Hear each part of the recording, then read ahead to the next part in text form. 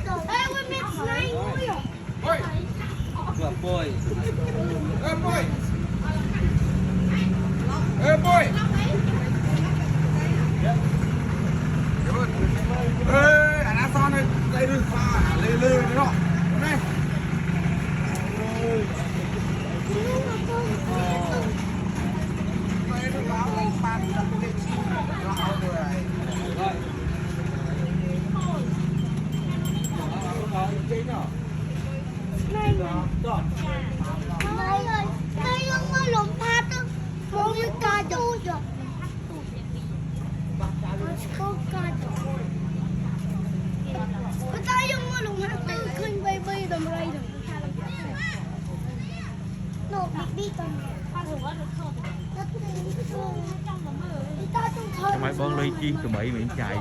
bị